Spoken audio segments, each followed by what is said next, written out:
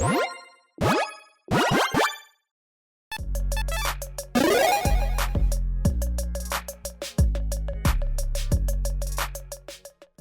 everyone, Mitch coming in from the Commander's Core studio, and joining me today is Eddie. Hello there. I was going to say hi, Eddie, but you already said hi, so. Yeah. We're already off to a great good. start. Yeah, we got this rolling. Smooth. Well, see, this is an episode that I absolutely could not do without Eddie, or if I did do it without Eddie, it would be probably pretty inaccurate, maybe. Probably. But on this episode, we're going to be talking about Eddie's favorite decks, because when I did my episode last week talking about my favorite decks, well, like 80% of the comments were like, well, what are Eddie's decks? It's a good question. And I was offended. But yeah, no.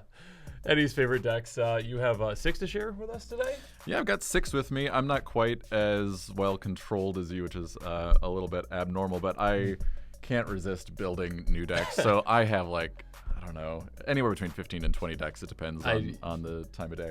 Yep, absolutely. I mean, I've definitely seen quite a few from you, and ones that I wouldn't say you prefer certain ones over other ones. Obviously, you have your own favorites, but just I've played against one of the ones up here just quite a few times, and every single time it comes out, I'm just like, kill Eddie first. Kill Eddie first now. There's actually quite a few of those, but yeah. Yeah, there's a few decks that get that reaction, but. So, okay, I guess, and I probably should start off my episode with this. When you go about picking a commander or building a deck, what kind of commanders really speak to you? Good question. I honestly don't find myself drawn to any one type. I have some decks that I choose the commander first, and I build the 99 to suit the commander. One of the decks that we'll be going over today is completely the reverse. I had a card in mind that I'm like, this is how I want to win. Yeah. And I built the 99 around that card, and then chose a commander that lent itself and its color identity to enabling that win condition. Yep.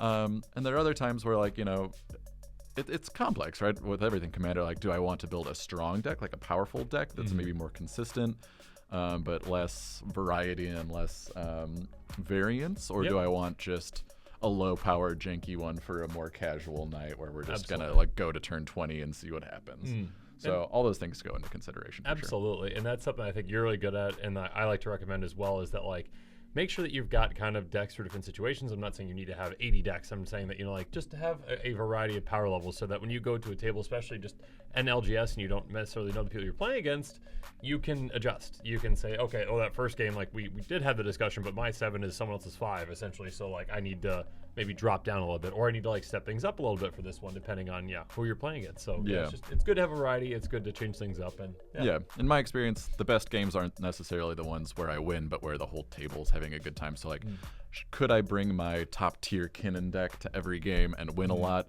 Sure. But is everyone gonna have a good time? No, not even me. So having that whole spectrum, whether you have one high, one low, or a whole gradient is good to have. 100%. 100%. I want to say one more thing before we jump in your decks. You said your favorite games aren't necessarily the ones you win. My favorite games are definitely the ones that you don't win. Touche. Anyways, just kidding. So let's jump into your decks. You brought 6, it looks like, to talk about. And just kind of like on the last episode, where I should have mentioned beforehand, we're not going to go through every single card in each of the decks. That would take forever. 600 cards? No, thank you. Yeah, you pulled out a couple of cards. Here's my 10th mountain of the deck. This art is my 10th favorite as well. So we got a couple cards to talk about from each deck that kind of illustrates how they work. Yeah, absolutely. Okay. So I grabbed some of my more interesting decks. These are not necessarily my most powerful. I've got a couple that can definitely swing pretty hard, but these are ones that I think are maybe more unique to me, that I haven't ever seen anyone else play, or just tend to play and win in a way that's fun for everybody, fun for the table, pretty unique and bombastic. Absolutely. So, let's start with tough decision. Let's go with my newest one, just to kind of give you an idea of what I'm all about. So this is one where I mentioned earlier I had a win condition in mind, and I built the deck around that, and I didn't really pick the commander till pretty late in the process. And then I, added some cards in the 99 that also synergized with the commander a little bit to just add some consistency to it. And the win condition is dramatic reversal, Ice Crown Scepter. Yeah, very unique. No one's ever seen that before. No one's ever done that before. No. So the commander for this deck is Shauna, Purifying Blade. She's in Bant, green, white, blue, legendary creature, 3/3 with lifelink. At the beginning of your end step, you may pay X mana. If you do draw X cards, X can't be greater than the amount of life you gain this turn. So the whole deck as it plays out until the very end is kind of just green, white, blue, life gain. It's got ramp, it's got card draw, got a little control, but basically just wants ways that stick on the board to recurringly gain some life, so that way you can sink mana into Shauna and get through the deck pretty quickly. Oh, and you can steamroll through that deck. But you were gaining like 20 life in a turn and be like, oh yeah, sure, I'll just draw 10 extra cards, why not? Eat your heart out, Phyrexian Arena. So no, basically that's the way that the deck plays until the very end. And there's some cards that facilitate this sort of thing. One that's really good with Shauna in particular is Wilderness Reclamation. Oh yeah, great card. 3 and a green enchantment. At the beginning of your end step, untap all lands you control. So since these are both at the beginning of your end step triggers, you can order them in whatever way you'd prefer. If you spent all your mana in your main phases and whatever, and need mana to sink into Shauna, you can untap your lands first and then draw a bunch of cards. Or you can, if you haven't spent that much mana this turn, you can sink a whole lot of mana into Shauna, draw your cards, and then untap your lands, so they're free for instant speed interaction later on. Absolutely. So really good. Absolutely kind of just card. Doubles the value. Let's see here. Another one that kind of works on both ends of Shauna's ability is Alhammarret's Archive. Fantastic one. You might have caught here that I am not necessarily a budget player the way Mitch is. Wilderness Rec, I think, used to be under $1. Wilderness Rec was budget at one point. It was kind of wrecking standard, and then it rotated, and it wasn't too expensive. Alhammarret's has gotten some reprints, but foil? No. But Alhammarret's Archive, 5 mana legendary artifact. If you would gain life, gain twice that much instead. Which a lot of the cards I have in the deck gain life just incidentally, so that can add up quickly. I mean, Shauna herself has lifelink, so there's that. And then if you would draw a card except for the first one you draw in each of your draw steps, draw 2 cards instead. So, for example, even if I only gained 2 life throughout the entire turn, which is pitifully low. Let's say I just swing with Shauna and I gain 3 life. Double that to 6 with Alhammarret's Archive. Pay 6 into Alhammarret's Archive, draw 12. So it works pretty well. Helps out with both ends, doubles up. I mean, it essentially can quadruple the amount of cards that you would be able to draw. Kind of, in a way. In a way. I mean, 5 mana to get it out. It's not absurd, but it works really, really well. And works pretty well at any point of the game. Okay, now we're getting to the card that I built the whole deck around, and this one is shiny. I had to. Happily Ever After. Yes. This is one in Eldraine that got a whole lot of eye rolls from a whole lot of people. But it's great. Happily Ever After. 2 and a white. Enchantment. When it enters the battlefield, each player gains 5 life and draws a card. Typical mono white, giving everyone stuff. And at the beginning of your upkeep, if there are 5 colors among permanents you control, there are 6 or more card types among permanents you control and or cards in your graveyard, and your life total is greater than or equal to your starting life total, you win the game. So seems incredibly overpowered. It's incredibly overpowered. No, it's giving your opponents resources. It's giving you like a card and 5 life, but it's also giving everyone else that, so you're actually down a card relative to them just by playing it. But you're also up 5 cards because of Shauna. If you, Shauna, you can sink mana into her and whatever. But still, So and you might notice Shauna is not a 5-color commander. Nope. So you cannot meet one of those conditions. Apparently. At the beginning of your upkeep, if you control 5, if there are 5 colors among permanents you control, that's one of the many criteria you have to meet. You have to meet all of these. And so there's a card that came out fairly recently, which is the weirdest reminder text in the world. This one got a lot of also eyebrows and just kind of had some questions about it. Got eyebrows and eye rolls. Falaji Wayfarer. 2 and a green, creature human scout, 2/4. Falaji Wayfarer is all colors. This ability doesn't affect its color identity. And then it also says multicolored spells you cast have convoke, which, that's fine. But basically it's a mono green card. but can go in, and it's all colors. Yes. But it can go in any deck that's at least green. Which is something that I don't. Is this the first card that has referenced color identity? I could Not specifically to my knowledge. I could be wrong, but yeah, it's one of the very few cards at the very least that references its own color identity and how it's applied. Right. And the fact that it specifically says it doesn't affect color identity, that's so weird. Because there's like Transguild Courier. Transguild Courier, that one is. Yeah, that Sphinx one. of the Guild Pack. They're like literally colorless creatures essentially, but they have that they're all colors, and therefore they couldn't go in any can't deck go that's in any not deck 5 that's not colors. 5 colors. Exactly. So, but that one is the exception, and that is a hilarious combination with Happily Ever After, where you just like, how is this person with a 3-color deck going to win with Happily Ever After? Right. This is how. And so, like, I've got a pretty good balance among creatures, lands, planeswalkers, enchantments, artifacts, so that way I can get all the different card types that I need for Happily Ever After. And like I said, it kind of plays as a life gain deck for the lion's share of the game, so I'm gaining a good amount of life. And Shauna doesn't normally get suited up to the point where people are worried about like commander damage kills, so they're just like, okay, got a lot of life, but his board presence is kind of meh. I mean, not to mention a card that you're not mentioning, I don't think, but I think you Blossoming Bog Beasted me for like 80. yeah, that's almost like if everything goes awry, Blossoming Bog Beast is in there. If everything goes awry, as in if I can't Happily Ever After win, I'm just going to smack them all to death. Yes, yeah. Good to have a plan B. Absolutely. And then actually, when I was building the deck, I realized that there's actually one other way to meet the all-color requirement outside of Falaji Wayfarer, and that's Plane-Wide Celebration from War of the Spark. 5 and green, so 7 mana. It's pretty hefty. You choose 4 modes. You may choose the same mode more than once. One of them is to create a 2/2 citizen creature token that's all colors. One of the other modes is gaining life, so that plays into the deck, some proliferate, whatever. So do have backup for Falaji Wayfarer if it were to get removed. But yeah, I love this deck. It's been really fun. It has Simic in it, so I feel at home. You also, do you have ways to, I can't remember, flash out like Happily Ever After? I can't remember if you're running or if you've got... I think in the mana base, I've got that one land where like Alchemist Refuge, I think. Yes. Green, blue, tap it. You can cast spells as though they had flashed this turn. So normally I'll play Happily Ever After and people think they're safe until... the next round, because I don't have all 5 colors met, so they're like, oh, okay, we don't need to worry about that. And I'll flash out Falaji Wayfarer on the person before me's end step. So that's definitely Plane-Wide Celebration is a sorcery, so I'm fine. Oh, no! Yeah, so it's been a super fun deck. It plays really well in my experience. It draws cards, it ramps, it does it all. It definitely surprised me. It really surprised me because, I mean, I knew you were going to lean heavily into life gain and like being able to draw and whatnot, and you gained an absurd amount of life, you drew an absurd amount of cards, and then, you still Happily Ever After won. And then also Blossoming Bog Beast on the other time, too. So, there's no things you got to be worried about if you're playing against it. And, again, if you haven't played against it and you're watching this currently, it's going to be unexpected when you play Eddie. So. No, I love the deck. Being able to, like, win with a card Happily Ever After that never even sees play in 5-color decks. Which can reasonably win with it. Yes. And trying to jerry-rig that into a 3-color deck. Intentionally 3-color for that. I love it. That's fantastic. Yeah, super good. All right, what we got next? All right, this is one that I've played on close quarters before. Did pretty well.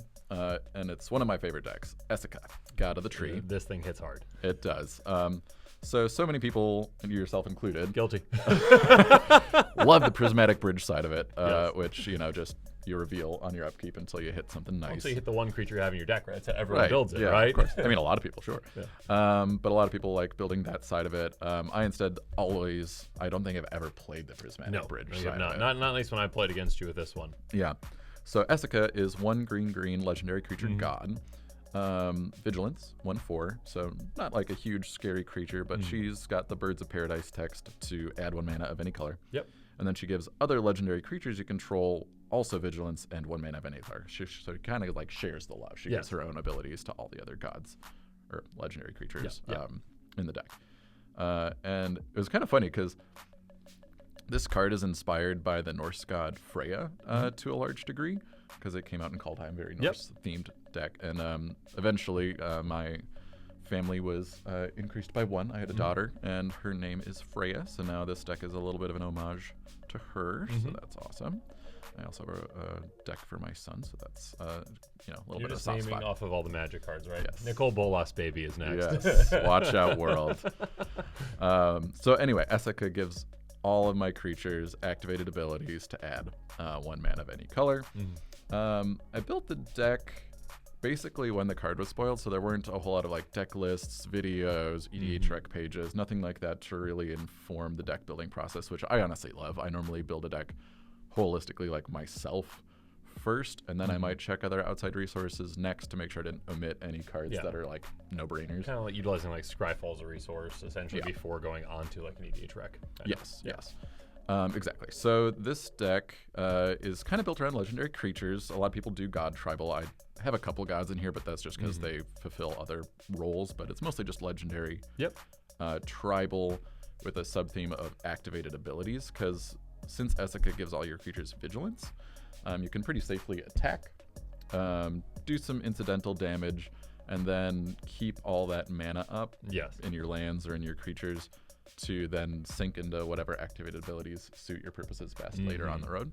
So it's a little bit of a flash, like instant speed deck, which is kind of counterintuitive for a deck that's so creature based. But some of the creatures that have excellent activated abilities, one that's been in here since the start and is just very... You never want to see if you're playing against it. No. Zakama, Primal Calamity, 9/9 Vigilance Reach Trample, is a legendary creature. Untaps lands when you cast it. 3 activated abilities that can deal damage, control artifacts and enchantments, or gain me some life. So just, it's a jack of all trades, does whatever I need. Swiss Army knife, That also just gives you all your lands back, so another one that's perfect for the deck.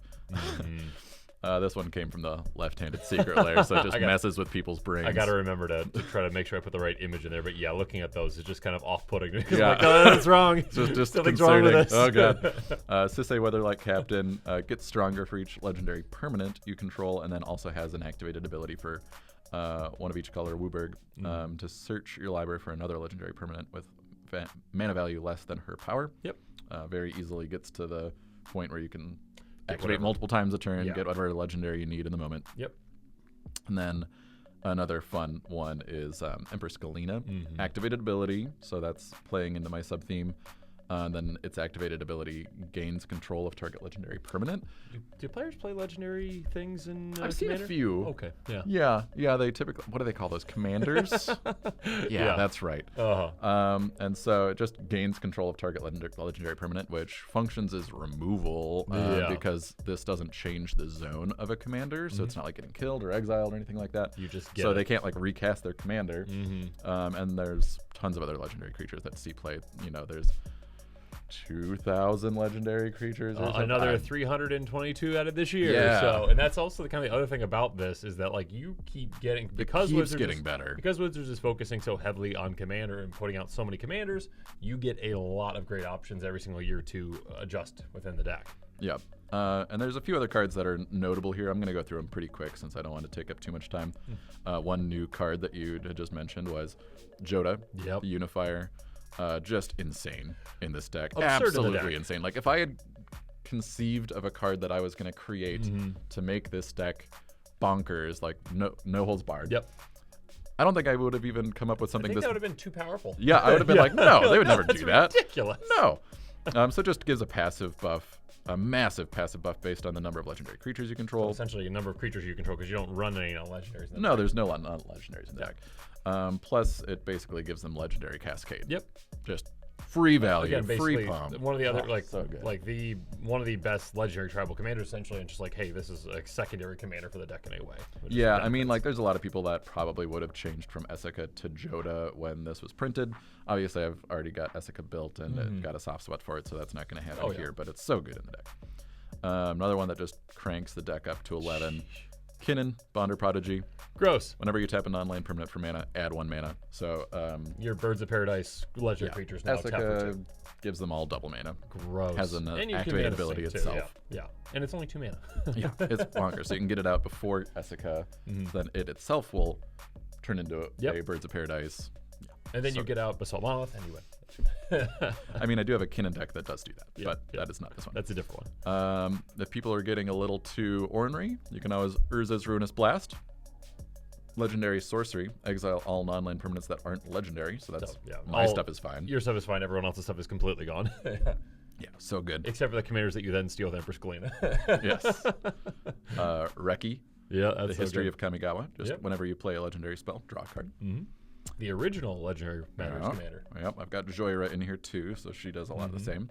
This is a new one. I haven't actually gotten to play it yet, but I am optimistic. Yeah. Dynahair, Invoker Adept, 1 blue, red, white, haste. You may activate abilities of other creatures you control as though those creatures had haste, so just can activate your mana dorks right away. Absolutely. Empress Galena has activated ability that requires tapping, so very helpful for that. And this one is weird. I'm looking forward to it. Yeah. Tap when you next activate an ability this turn by spending 4 or more mana to activate it. Copy that ability. You may choose new targets for the copy. So for example, big activation. Sisay, Kinnan, like either of those. Like, sure, I'll Sisay twice. That sounds good. Double up on massive activations, and also just being able to utilize your mana right away is huge. Yep. So looking forward to getting that one in play one day. Last 3 do a lot of the same thing. One of them has the added bonus of making Mitch upset. Yes, it does. I get tilted every single time. That card is, of course, Reconnaissance. I made an entire episode. I think I just called it Hate. Yes. And I talked about how much I hate this card. Which, like, that would be reason enough to run it. But it also is super good in the deck. So Reconnaissance is a simple single white mana. You pay 0 and remove target attacking creature you control from combat and untap it. So this is super sneaky with Esika, because Esika gives them vigilance. So you swing your team. Let's say you have 5 creatures. You swing the team out. They have vigilance, so they don't tap. You then, before blockers are declared, really whenever it's most advantageous to you, you can tap them all for mana. Let's just say 5 Wooburg mana. Pay 0 mana to untap each of them. And remove it from combat. And then tap them all again, so you can basically get 10 mana. This doesn't go infinite because it removes them from combat, and it specifically says target attacking creature, so you can't like just infinitely do this, but still it's basically like Kinnan in that it doubles your mana, and since a lot of the things that I'm doing are instant speed, I can use that all in the same combat step. Gross, wonderful, love it. And these do a lot of the same things. This one's just fun to say. Raga Draga. Raga Draga is great. Gorgut's boss.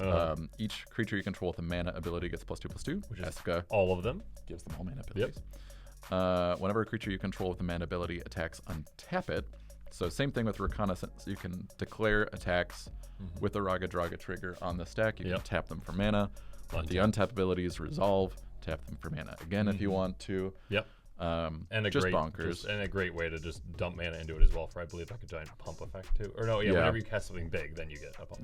That one doesn't come up as much, but it's bonus. It's nice to have. Last one of this ilk, which is another card that like I think you mentioned on your episode of decks. Like you love cards that never see play anywhere else. But in one particular deck, just chef's kiss. Oh my gosh. Augusta, Dean of Order.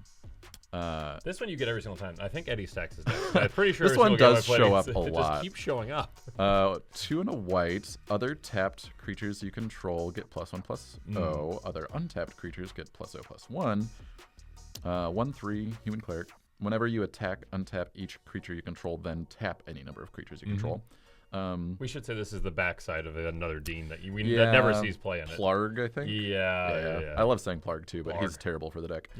It's always Augusta. So basically, same thing. You declare attacks, you untap all your creatures, and you tap them in response to the trigger. So just additional a bunch of mana, and when you have all those activated abilities that you can pump mana into, you just can do crazy things all the time. And it's not when she attacks; it's just when you attack. So even if you just play her on a later turn, she happens right away as soon as you go to combat. So super good. Love the deck. It all works together so well, and it kind of snowballs. Like the more legends you get out, the more options the deck unfolds into, the more mana you get. And it always feels like to me, like as soon as you get things going, I'm like, okay, like as long as you remove that one, we're gonna be fine. So we remove that one, and the next turn you play like 2 more giant gods, like not gods, but 2 more giant legendary creatures. Like, oh no, I thought we were stopping Eddie. No, I love it. It's so fun.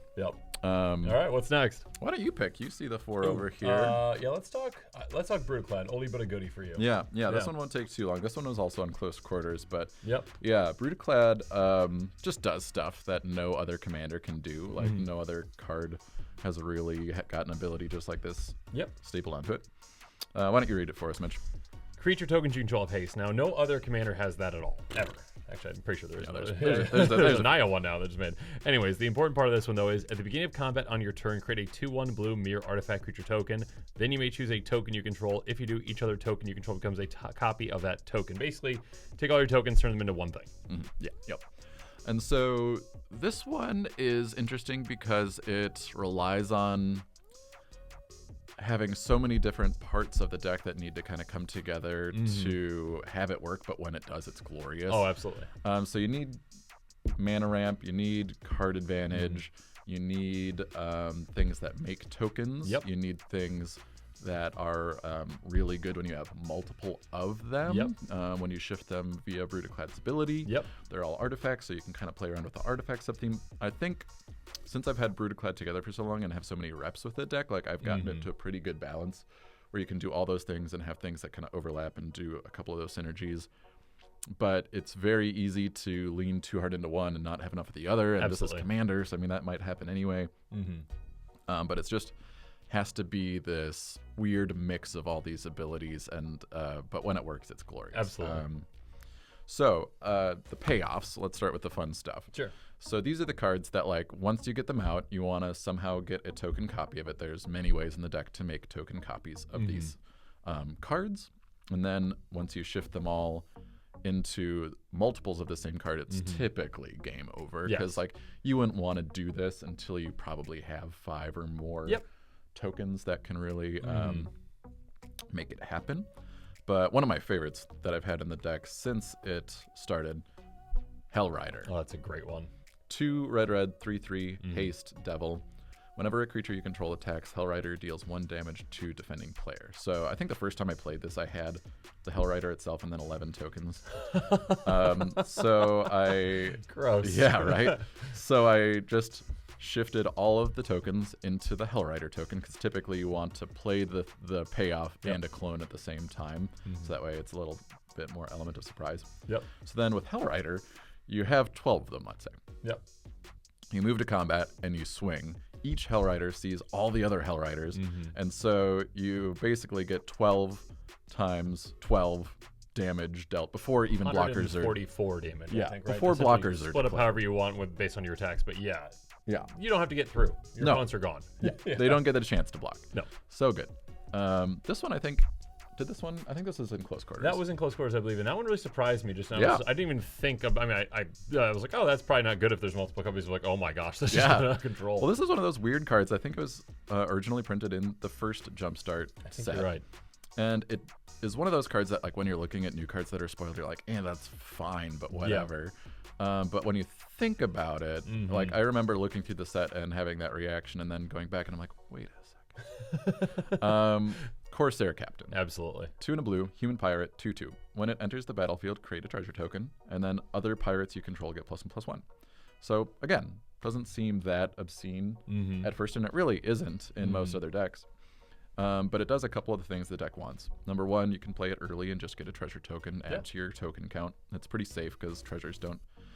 Unfortunately, treasures are getting so predominant at this point that some people are slotting in treasure hate, but they're still mostly a safe investment. And then it says other pirates you control get +1/+1, which I don't have any other pirates in the deck, to my knowledge. That's So not a pirate artificer?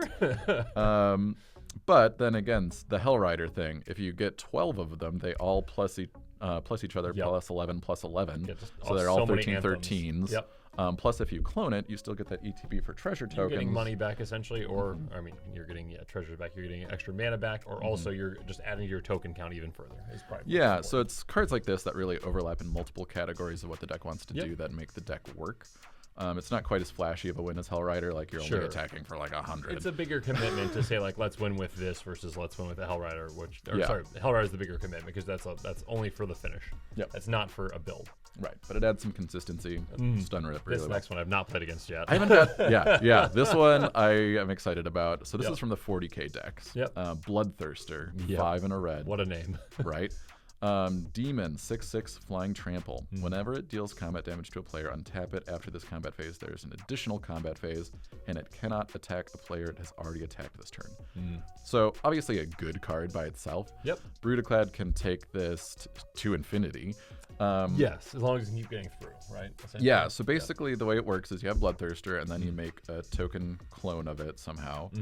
And then at that point, you shift any tokens. It could even just be 1, to be honest, because what'll happen here is this doesn't have haste, but Brudiclad gives tokens you control haste. So with a token copy, you swing and move to combat. You'll make another token with Brudiclad that you can turn into another Bloodthirster. So you'll have 2 Bloodthirsters. Yep. As long as you can get through on one opponent, when it deals damage to a player, untap it. After this combat phase, there's an additional combat phase. The beauty of that is Brudiclad at the beginning of combat makes another mirror token, which you can then shift into a new Bloodthirster that doesn't have that same memory of not being able to attack a player You can already. attack any of the players, including the one you just hit with the previous Bloodthirster. Right. And so if there's a person who has like a decent air force, you can just leave. Is that what That's what it's called. That's what it's called. Yeah. I like that. And then Wall force, air force, ground force, ground force. Wall force is better. The shadow force. Like there's all sorts of. Got it. So basically, you can save them to last, build up an army of Bloodthirsters. They've got 5 Thopters, but the other players had 40 life and no blockers. Or no and like by the time you get to them, you probably have enough 40 flyers to get through to take them out. Yeah. So basically, like just creating a Bloodthirster. Spicy. Yeah. That's gross because you don't even because the other ones require the amount of tokens in play to kind of help you get started. Yeah. That one you literally just need to copy it once. You need 1 token and you can just win. Yeah. Gross. Yeah. Pretty awesome. Take Eddie out first. Yes. Got it. All right, and we're gonna kind of rapid fire through some of these. Sure. I'll let you talk about this one. Mitch. Oh my gosh, Power Power Stone charts. I just did one Yeah, of the the new Urzas. Urza land. Yeah. A new, well, not the Urza land, the new Urza. Oh, the new Urza. Yeah. The new Urza. Yep. Is there an Urza land that works with this? Well, there's an Urza land that taps to add equal to the number of Urza lands you Yeah, control, so it has that kind of same similar. sort of Yeah, absolutely. But yeah, this is like with I can't remember which Urza. There's like 4 Urzas that came out last set. It's one that costs I think like 2 green, blue, or no, not green. Green? What? I didn't know Urza was Simic. I'm building it. You're sitting next to me, so like Simic. No. Is it 4 blue? I'm just gonna put it. I'll put it on the screen. Anyways, it's got an ability that's problem. Like, I think it's just 2 blue, white. I'm going far too much in time into that. Anyways, pay 6, basically make a copy of an artifact, except it's an artifact creature token. Essentially, Power Stone Chart is a terrible card in Commander for most decks because tap stat colors for each artifact you control in Power Stone Chart. It's a singleton format. You can only use one of these in a deck, but if you have a commander like that Urza or like this Brudiclad that can make multiple copies of it, essentially, you can do some gross things. I mean, Eddie, what's the most Power Stone charge you've gotten into play? I think I had 20 at one point. So they're each tapping for 20. Yeah. That's what, 400 mana essentially? Yeah. I mean, I don't have a whole lot of outlets No, for but that it's kind just of mana. funny. It's just hilarious. It's like, oh, okay. And Brudiclad costs 6 mana, so Power Stone Shard's a pretty bad card most of the time, but like it still helps me get to Brudiclad a turn earlier. And it has some pretty funny upsides. So yeah, worth it. I lost, but I produced 400 mana in a turn. Yep. This one cropped up in our Close Quarters episode. Yeah, I think it's a good Perplexing Test. Yep. Kind of a Cyclonic Rift in this deck. You either choose to return all creature tokens to their owner's hand or all non-token creatures to their owner's hand. So I'm going to be playing way more token creatures than most decks, so I just return all non-tokens, and then I pretty much have free board to swing through. Yep. Just a big Phyrexian Triniform is pretty entertaining. It's pretty gross. Yeah, this one is also interesting. So it's a 9/9. When it dies, you make 3 Golem artifact creature tokens, and then it has Encore 12. So kind of a neat thing you can do with this is play it out. If you want to copy it and just go about it that way, great. Sure. Otherwise, if it gets milled, if it dies, you can then encore it, and then you can take all those golems that it created when it died, and since the encored versions are creature tokens, you can turn all those 3/3s that it had created into new Phyrexian Triniforms. Yep. And then they get sacrificed, not exiled, so then it has another death trigger to create even more of those golems. Gross. Yes, so good. Another new 40k card in this deck. I think Brudiclad got the most 40k cards out of it seemed all like mine. every single time like these cards are coming out, you're like, good for Brudiclad, good for Brudiclad. Yeah, that's the thing. It's one of those decks where like finding a cut is so hard because like it's been around for a while for me, and there's a lot of spicy things that you can do with it. Yeah. This one I haven't gotten to play yet, but I'm again optimistic that it'll do pretty well. Yep. 2 and a blue. Sicarian Infiltrator, artifact, creature, human soldier, flash, squad 2. Squad 2 means I can pay an extra 2 generic any number of times as I cast it. When it enters the battlefield, create that many tokens that are copies of it. Gotcha. When it enters the battlefield, draw a card. So basically, it's both card advantage. I can just play it to draw cards. Yep. But also, like, I can use it at any point of the game on curve to create extra tokens Yeah. that I can use for all my other nefarious purposes. And also draw you cards too. And also draw me cards. That's where you put your Power Stone Shard mana into. Yeah, honestly, yeah, that would be a great Power Stone Shard. 400 deck mana myself. into that. Yeah. I think you would. Yeah. And then last one for this deck, Yep. Elminster's Simulacrum. 4 blue instant. For each opponent, you create a token that's a copy of up to one target creature that player controls. Yep. So obviously other people are wanting to do crazy, insane things too. So they Sure. get, their Blight Steals, their Avacins, their whatever nonsense And out. then you say, I get, And then, me too. yeah, I get a copy of your Blightsteel, and now all my tokens become copies of your Blightsteel. Good luck. It's one of those that I could probably replace for a more consistent card, but it Sure. leads to memorable games Absolutely. that you can tell a story about. Yeah, so I yeah, love absolutely. that. Okay, what's next? All right, this one will be pretty quick compared to the rest of them. It's pretty simple, but I love it. Sithis, Harvest's Hand. Yep. This is like, what if a Simic player wanted to play Selesnya? What do you? Literally, it's what it is. The life game just stapled on there, see it, Selesnya, definitely. So you can see why I was drawn to it. Yeah. Green, white, legendary enchantment creature, nymph, 1/2. Whenever you cast an enchantment spell, you gain a life, draw a card. Yep. This is one that, even though I'm a Simic player at heart, I don't play AEC. I don't play a lot of Tatiolas. Sure, land and yeah. I like to have a little complexity, a little fun with stuff. So normally I shy away from things that this that are So just many generically Simic good. fans are just offended in the comments right now. Hey, I empathize. Kidding. I love those guys. I know you do. But this was one that where I thought about it, and similar to Shauna earlier, I'm like, I really want to win with this card. Yeah. I've had it in my collection forever and never have had a reason to use it. And so I built a Helix Pinnacle deck. Helix Pinnacle is an old enchantment, 1 green. It has Shroud, so no one, not even me, can target it. X generic mana, put X tower counters on Helix Pinnacle. Yep. At the beginning of your upkeep, if there are 100 or more tower counters on Helix Pinnacle, you win the game. Yep. That's so, it. 100 mana, you win the game on your next upkeep. How in the world are you going to get to 100 mana? Oh, man, let me tell you. So first of all, to make it a little bit more palatable for me to build a Sithis deck that's so generic, I imposed a couple restrictions on myself, and I think that's a fun way to deck build myself, is to purposefully limit yourself to use more cards that you might not have used before, to keep yourself from using good stuff cards that would otherwise be in every deck. Yep. So my limitations on Sithis here are every non-land card in the deck is an enchantment. So I don't have some of the enchantress effects that are only creatures. I don't have instants, sorceries. You still have I don't know if you would have this as one of your cards. Eidolon Blossoms though, because that is an enchantment creature. Yes. So that is fine. So that one is in the deck. Sure. Yep, because it is but at least strictly an Mace Enchantress not in there. Right. Yep, exactly. Got it. So every non-land in the deck is an enchantment, so that was limitation number 1. Limitation number 2 is I really wanted to aim for this Helix Pinnacle win. There are so many good enchantress payoffs that say whenever you cast an enchantment, make a 4/4 angel. Whenever you cast an enchantment, make a spirit that's power and toughness are equal to the number of spirits you control.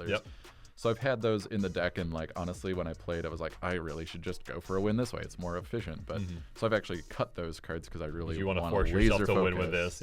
On Helix Pinnacle. So those are kind of my limitations. Is I don't have a whole lot of other win conditions. So if you can deal with Helix Pinnacle, you win. Good job. Everyone, get your austere commands ready. yeah. And I have ways to try to stop those things from happening.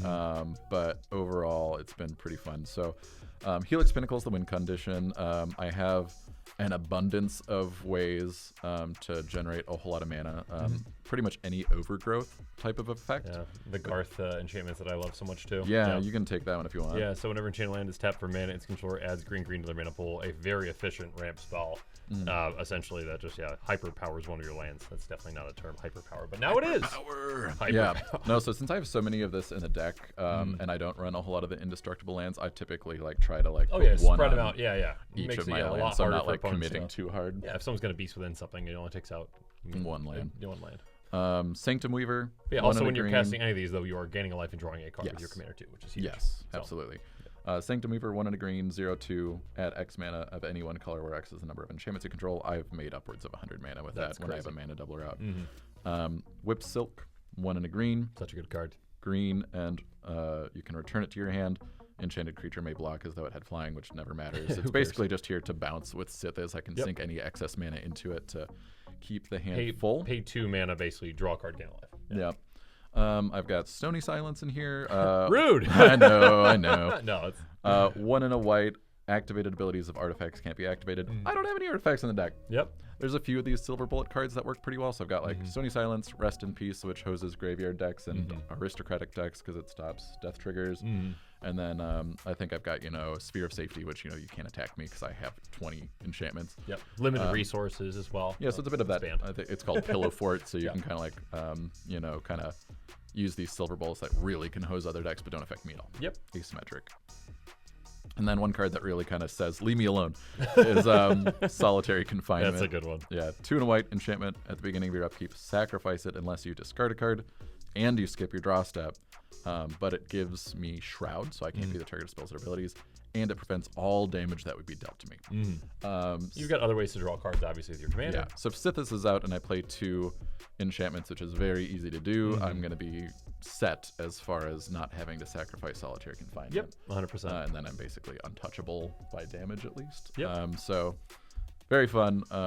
It actually like swung way above its weight class when I first envisioned. I'm like, okay, if I put these restrictions on the deck, it won't be as absurdly powerful.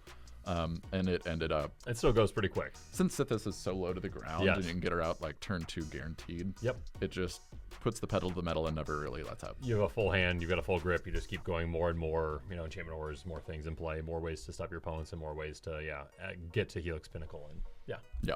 Been pretty fun. Yep. Don't play it all the time just because it's not the most fun to play against, and I recognize that. No, it's but when the game is appropriate for that sort of play style. Well, and also, too, you're going kind of high risk with that, too, because, again, if someone plays, I said Austere Command earlier, but what's that legendary board wipe that you said earlier? Urza's Ruinous Blast. Yeah, that you just technically lose. If your only winning condition is that, you just technically lost. There was one game I played against a good buddy of mine, shout out to Ryan, where I had, 30 enchantments out. Like, the game was coming to a close pretty soon, but he played, and there's a few variations on this in green, but basically it was one of the effects where it says destroy all artifacts and enchantments, and so it got around any targeting limitations, things like that. But I had an effect in play that says whenever a player destroys a non-land permanent you control, destroy up to 1 permanent they control, and it doesn't specify non-land. So like he basically martyred himself. He got rid of all of my stuff because I was the clear and present danger, and then I blew up all his lands, everything.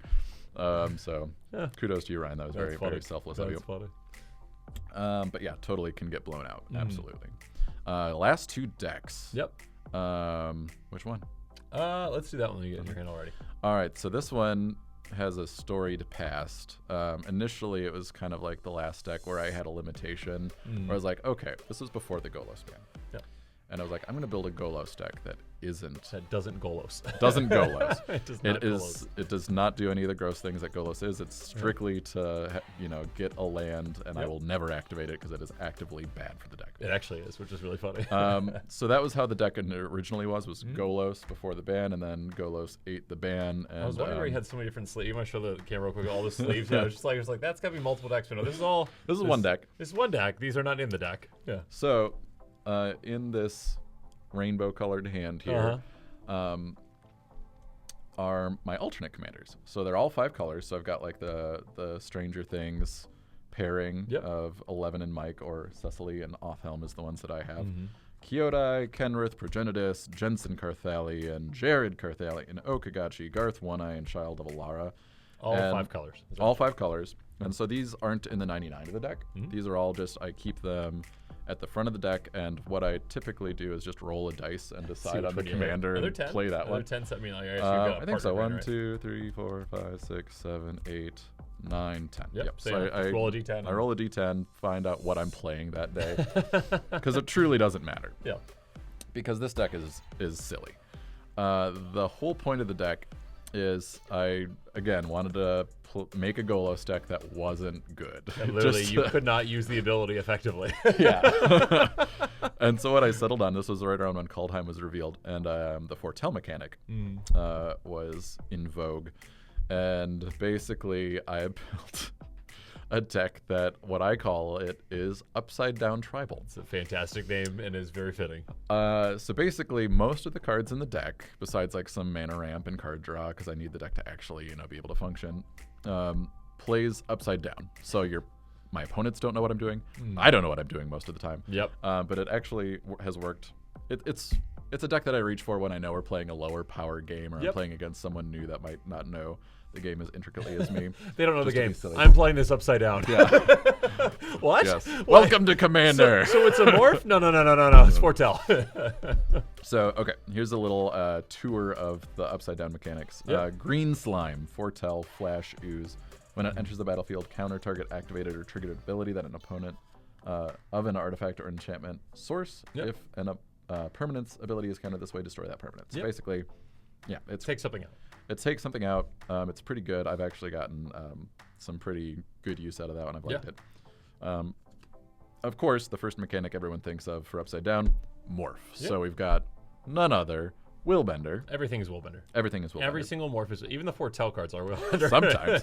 Well, and that's the thing. Like, this deck has so many things that are weird. So we'll come back to Willbender in a second. But one of the other cards is Primordial Mist. That's such a good card. Enchantment. At the beginning of your end step, you may manifest the top card of your library. It puts that card onto the battlefield face down as a 2/2 creature. If it's a creature card, I can turn it face up at any time for its mana cost.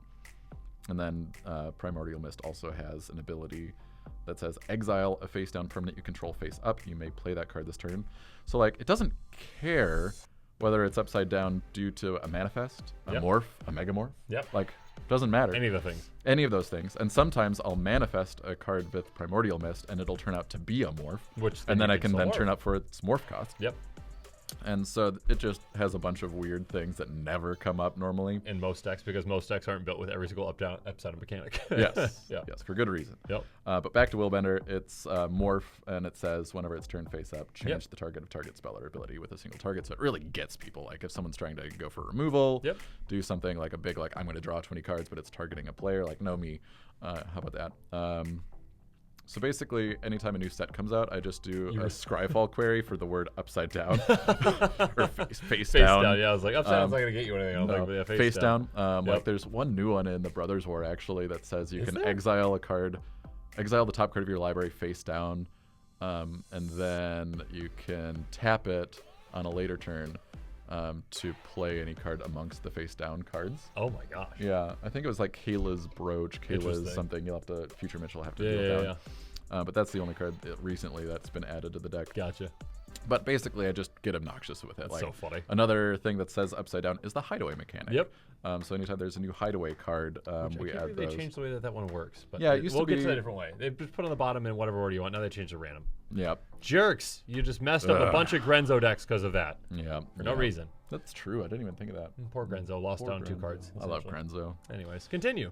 So wiretapping, it's basically additional card draw with the upside of also having some hideaway stuff. And then there's random stuff like Ugin the Ineffable. That one is random. Colorless spells cost 2 less to cast. That counts for morph. Oh yeah, it does, doesn't it? So it brings morph cost down to 1. And most decks just build around that. They're like, oh, I got a lot of artifacts and stuff. Cool. So it works with morph, which is awesome. Doesn't work with the Foretell mechanic because that's an ability, not a cast. But it's his +1 says exile the top card of your library face down. Good enough. That's in the deck. Done.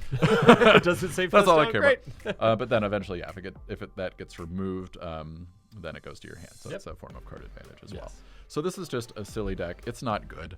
I would put it at like, I don't know, 4 out of 10. Like it's passable with like pre-con level decks. Because like I've got card advantage, I've got mana ramp in It can also do some surprising things though, because again, like you literally just have the Yu-Gi-Oh whatever, like you've activated my trap card, kind of like you just like you have a bunch of things down. People don't know what they are. They don't want to risk their stuff. They might assume they're the wrong things, and you might always assume it's Willbender. So it's like you try not to target Eddie's stuff. Then you want to villainous wealth me? Try it. Just try it. Well, yeah. Wait, does that just change the target? Do you gain control of that? It changes. Oh, then I still get someone else's stuff. That's fine. Bad example, but fun. No, it's been a fun deck. I enjoy it. It's just, I've never seen another upside down tribal deck. Probably never will. Your goal now is to build a better upside down tribal deck. Bring it. Go get A. Last one. This one is spicy. This is another one that there was a build around like a card that got revealed, and immediately I messaged our buddy Alec, and I'm like, how do we break this? Like, it's just one of those cards that is so mediocre or bad, but has such possibility on its face that we this just one especially had to think about it. So I'll let you take the so this one, here. you maybe take this. I mean, Eddie had 10 commanders last time. This is 3, but it's not. It's 2 partners as well as a companion. Yep. Kamal, Heart of Crows. Let's start with that one. 5/5 human druid for 6 green. At the beginning of combat on your turn, creature you control +3/+3 gain trample until end of turn. So overrun. 1 and a green until end of turn. Target land you control becomes a 1/1 elemental creature with vigilance, indestructible, and haste. It's still a land. Partner. And the partner is Sakashima of Thousand Faces. Basically a copy of, it's a clone of the command zone. A 3/1 human rogue. Have it enter the battlefield as a copy of another creature control, except it has Sakashima of a Thousand Faces other abilities, which the main one is that matters. The legend rule doesn't apply to permanents you control. And Eddie very much cares about that in this deck. Karuga, the macro sage, is the companion. I love Karuga. A 5/4 dinosaur hippo, because that's the thing that costs 3 Simic. Companion, your starting deck contains only cards with converted mana cost 3 or greater and land cards, so there is a restriction there. When it enters the battlefield, draw a card for each other permanent you control with converted mana cost 3 or greater. Yeah. So the commanders don't matter too much, to be honest. Like, they're nice, and I certainly use them, but they're not what the deck is built around. Yep. And actually, I didn't mention this with Upside Down, but Karuga and Upside Down Tribal, when you hear those things, your opponents immediately lower their guard a little bit, because they're like, like, Upside Down Tribal, what are you doing, man? Yep. And so they leave you alone. Like, and then you keep building up a board, and other people do scary things, and you're playing upside down things, and like, you just get left alone. It's great. Same with Karuga. Like, you can't do anything before turn 3, and so people immediately like take a little breath and they refocus to someone else. So it's kind of a little bit of politics before the game even starts. Do you have the 2? I mean, you have Search for Tomorrow, I assume. Yeah, I've got Rift Sower in there, or no? I don't think I ever. There's basically like 2 cards you could potentially ever play. I mean, like, there's other ones too, but like in these scenarios that if you're trying to ramp, Search for Tomorrow sure can ramp you earlier than turn 3, but everything else you are going slow. That is what the Dinosaur Hippo does. Yes. Yep. So, and I wanted to build a Simic deck. That is some sick art. I didn't even realize that was right. So we'll get to that one in a second. But this is a Simic deck. I'm known for being a Simic player, so I wanted to build a Simic deck that, I mean, it does Simic things, but it isn't as obnoxiously powerful as most Simic decks like Kinnan, Rashmi, AEC,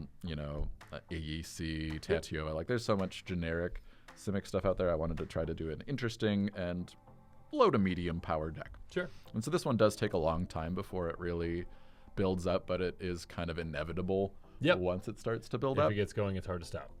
Absolutely. So before we get to the support cards, I want to just let the world know that if I'm playing this deck, this is the card I want. This is the card Eddie's going for, and if you can remove it, good. Yes. So this is the card that when it was spoiled, I sent immediately to Alec. It is Mirror Box from Kamigawa. That's 3 mana artifact. It says the legend rule doesn't apply to permanents you control. That shares some commonality with Sakashima up there. Each legendary creature you control gets +1/+1.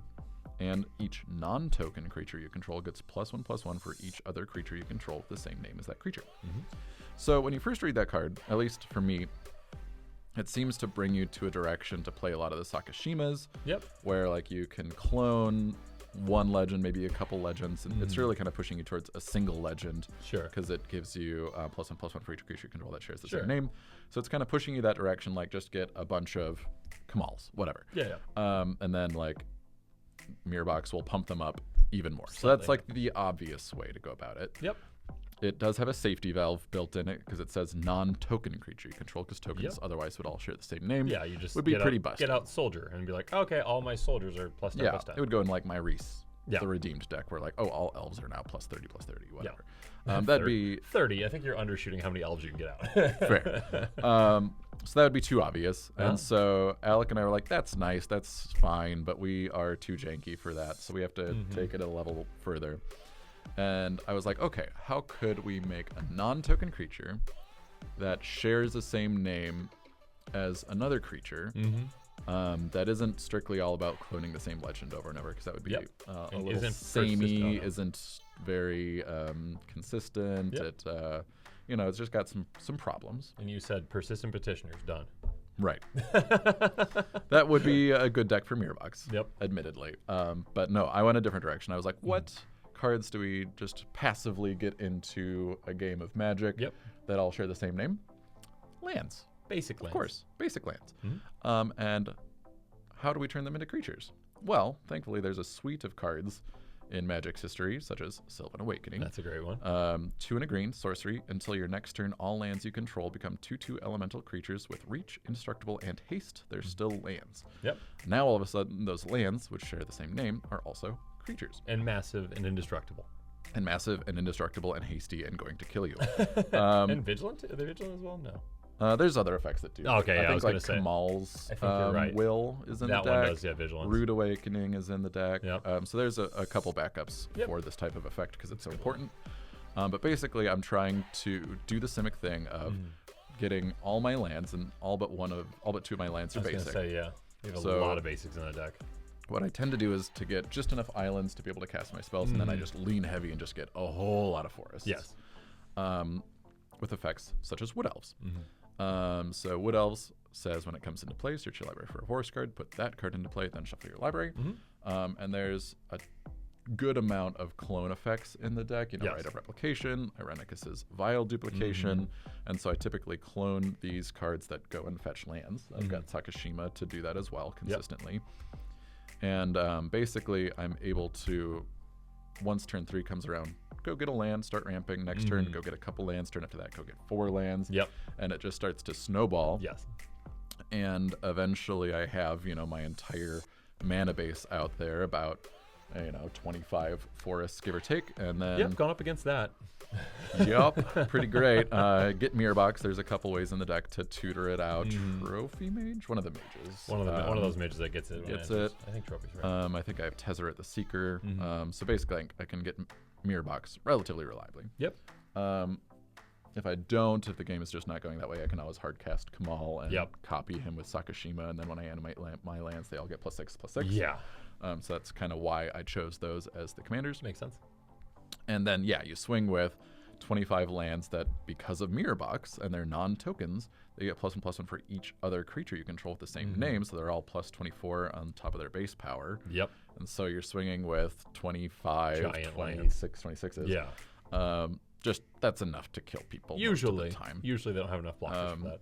And because I am inspired by like Brudiclad and other things, like I've got a couple other things that are really good clone targets as a backup plan to do before, because it takes a while to get to that inflection point. And so to survive and to enable that, there's some other good clone targets in here, such as Risen Reef and Tireless Provisioner. Yep.